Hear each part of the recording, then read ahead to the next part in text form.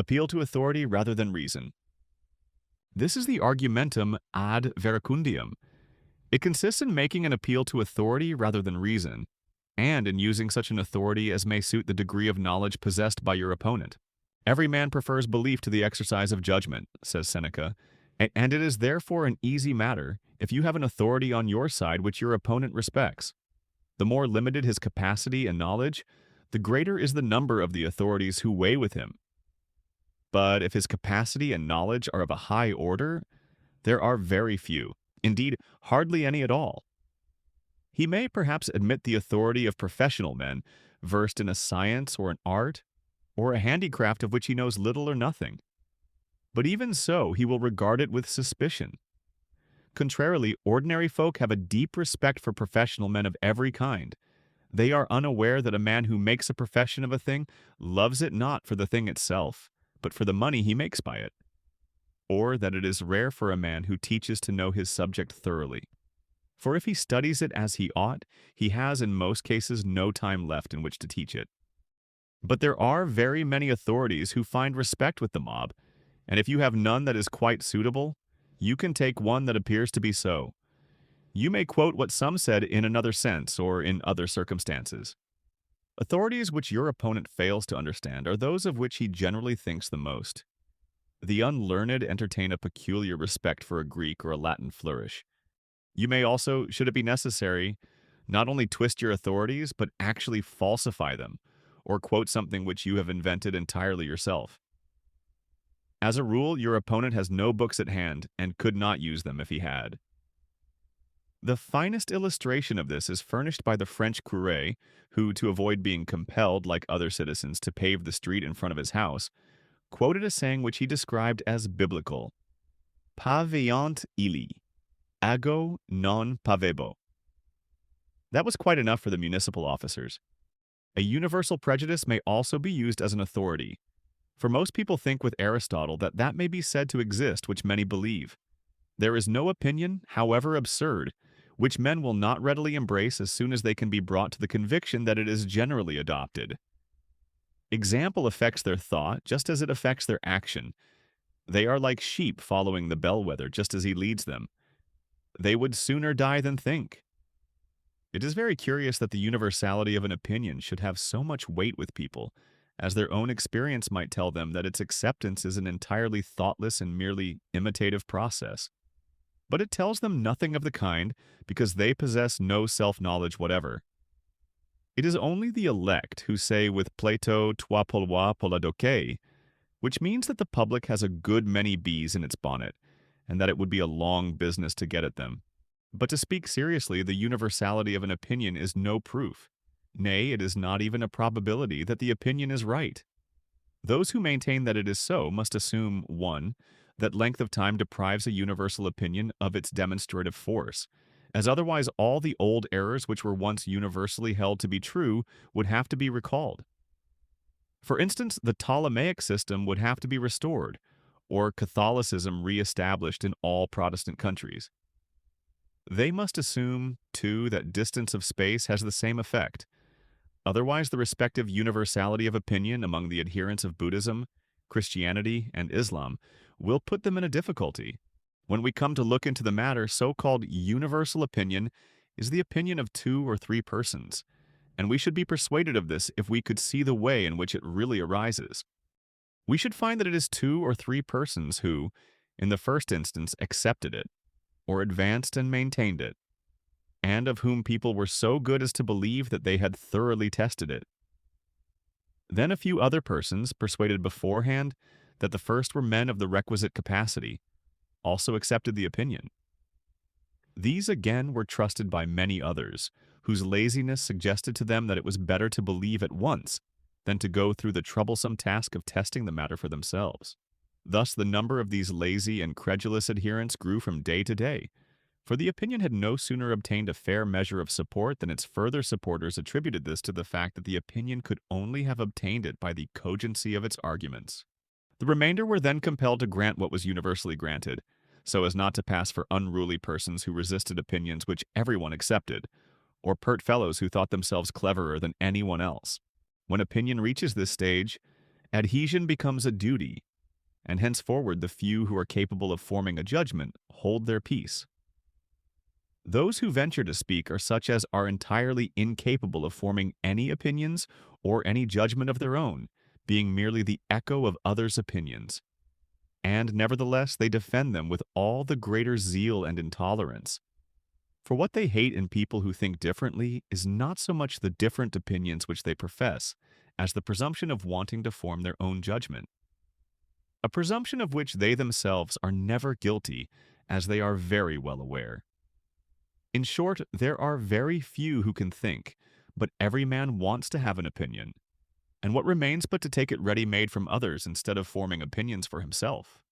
Since this is what happens, where is the value of the opinion even of 100 millions? It is no more established than an historical fact reported by 100 chroniclers who can be proved to have plagiarized it from one another, the opinion in the end being traceable to a single individual. It is all what I say, what you say, and finally what he says. And the whole of it is nothing but a series of assertions. Nevertheless, in a dispute with ordinary people, we may employ universal opinion as an authority. For it will generally be found that when two of them are fighting, that is the weapon which both of them choose as a means of attack. If a man of the better sort has to deal with them, it is most advisable for him to condescend to the use of this weapon too, and to select such authorities as will make an impression on his opponent's weak side. For, ex hypothesi, he is as insensible to all rational argument as a horny-hided Siegfried, dipped in the flood of incapacity and unable to think or judge. Before a tribunal, the dispute is one between authorities alone. Such authoritative statements, I mean, as are laid down by legal experts. And here the exercise of judgment consists in discovering what law or authority applies to the case in question. There is, however, plenty of room for dialectic, for should the case in question and the law not really fit each other, they can, if necessary, be twisted until they appear to do so, or vice versa. This is beyond me. If you know that you have no reply to the arguments which your opponent advances, you may, by a fine stroke of irony, declare yourself to be an incompetent judge. What you now say passes my poor powers of comprehension. It may be all very true, but I can't understand it, and I refrain from any expression of opinion on it. In this way you insinuate to the bystanders with whom you are in good repute that what your opponent says is nonsense. Thus, when Kant's critic appeared, or rather when it began to make a noise in the world, many professors of the old eclectic school declared that they failed to understand it, in the belief that their failure settled the business. But when the adherents of the new school proved to them that they were quite right and had really failed to understand it, they were in a very bad humor. This is a trick which may be used only when you are quite sure that the audience thinks much better of you than of your opponent. A professor, for instance, may try it on a student. Strictly, it is a case of the preceding trick. It is a particularly malicious assertion of one's own authority, instead of giving reasons. The counter trick is to say, I beg your pardon, but with your penetrating intellect, it must be very easy for you to understand anything, and it can only be my poor statement of the matter that is at fault. And then go on to rub it into him until he understands it. Nolens volens and sees for himself that it was really his own fault alone. In this way you parry his attack. With the greatest politeness he wanted to insinuate that you were talking nonsense, and you, with equal courtesy, prove to him that he is a fool. Put his thesis into some odious category. If you are confronted with an assertion, there is a short way of getting rid of it, or at any rate of throwing suspicion on it, by putting it into some odious category, even though the connection is only apparent or else of a loose character. You can say, for instance, that is Manichaeism, or it is Arianism, or Pelagianism, or Idealism, or Spinozism, or Pantheism, or Brownianism, or Naturalism, or Atheism, or Rationalism, Spiritualism, Mysticism, and so on. In making an objection of this kind, you take it for granted, one, that the assertion in question is identical with, or is at least contained in, the category cited. That is to say, you cry out, "Oh, I have heard that before," and, two, that the system referred to has been entirely refuted, and does not contain a word of truth. It applies in theory, but not in practice. That's all very well in theory, but it won't do in practice. In this sophism, you admit the premises, but deny the conclusion, in contradiction with a well-known rule of logic. The assertion is based upon an impossibility. What is right in theory must work in practice. And if it does not, there is a mistake in the theory. Something has been overlooked and not allowed for. And, consequently, what is wrong in practice is wrong in theory too. Don't let him off the hook. When you state a question or an argument, and your opponent gives you no direct answer or reply, but evades it by a counter-question or an indirect answer, or some assertion which has no bearing on the matter, and generally tries to turn the subject, it is a sure sign that you have touched a weak spot, sometimes without knowing it. You have, as it were, reduced him to silence. You must therefore urge the point all the more, and not let your opponent evade it, even when you do not know where the weakness which you have hit upon really lies. Will is more effective than insight. There is another trick which, as soon as it is practicable, makes all others unnecessary. Instead of working on your opponent's intellect by argument, work on his will by motive. And he, and also the audience, if they have similar interests, will at once be won over to your opinion, even though you got it out of a lunatic asylum. For, as a general rule, half an ounce of will is more effective than 100 weight of insight and intelligence. This, it is true, can be done only under peculiar circumstances. If you succeed in making your opponent feel that his opinion, should it prove true, will be distinctly prejudicial to his interest, he will let it drop like a hot potato, and feel that it was very imprudent to take it up. A clergyman, for instance, is defending some philosophical dogma. You make him sensible of the fact that it is in immediate contradiction with one of the fundamental doctrines of his church, and he abandons it. A landed proprietor maintains that the use of machinery in agricultural operations, as practiced in England, is an excellent institution, since an engine does the work of many men. You give him to understand that it will not be very long before carriages are also worked by steam, and that the value of his large stud will be greatly depreciated. And you will see what he will say. In such cases, every man feels how thoughtless it is to sanction a law unjust to himself. Nor is it otherwise if the bystanders, but not your opponent, belong to the same sect, guild, industry, club, etc. as yourself. Let his thesis be never so true as soon as you hint that it is prejudicial to the common interests of the said society.